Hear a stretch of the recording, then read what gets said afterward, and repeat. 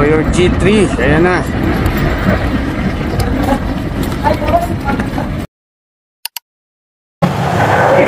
Hoy, kamusta mga ka-Eco? For today's episode, nakikita nyo yung mga scooter na sa likod ko. Itong dalawang scooter na to, itetest natin sa uphill, particularly sa isang place na nire-request na marami natin ka-Eco. So matagal na namin gustong gawin to, kaya lang ngayon lang talaga kami nagkaroon ng time. So tara mga ka-Eco, samahan nyo kami.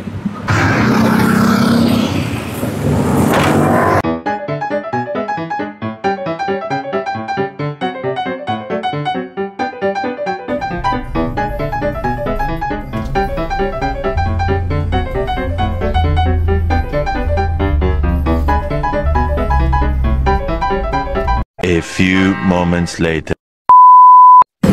Kamusta mga ka-Eco, nandito tayo sa gilid ng SM Aura. So ito yun, this is it. Ito yung place na sinasabi namin na may uphill. So ito, test natin yung Joyer S5.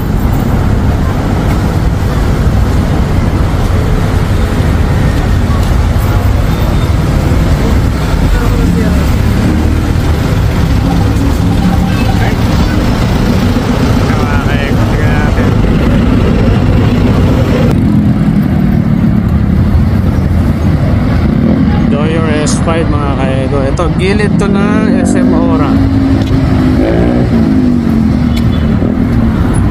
Stigo, mahon.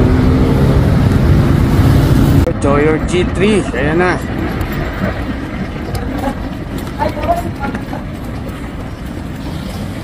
Ang medyo challenging pa dito, si Joyer G3 is 36 volts lamang and 400 watts motor power.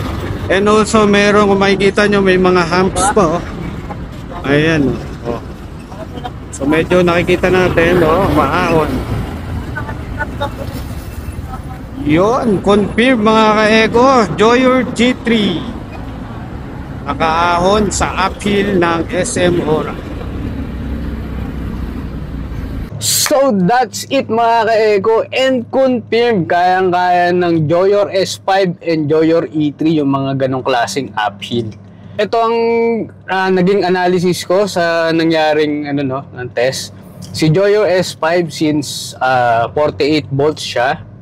So hindi siya halos nahirapan dun sa ginawa naming uphill test. Kung makikita nyo, nagkaroon pa nga ng ng obstacle kasi merong mga humps doon, and as well as merong kaming nakasabay na taxi, kaya hindi kami gaanong nakabelo kung makikita nyo doon sa video. And si Joyer G3 naman, kung mapapansin nyo, hindi siya ganun kabilis in terms of sa pag-ahon, pero still confirm nakaahon even 36 volts lang. So yun, sa mga gustong mag-order ng malulupit na electric scooter na to, so PM lang na kami sa aming page na Eco Wheels PH. Okay, so that's it mga ka-Eco. Sa mga umabot sa part na to, maraming salamat sa mga ka-Eco natin dyan. Tara na, let's plug ride and save!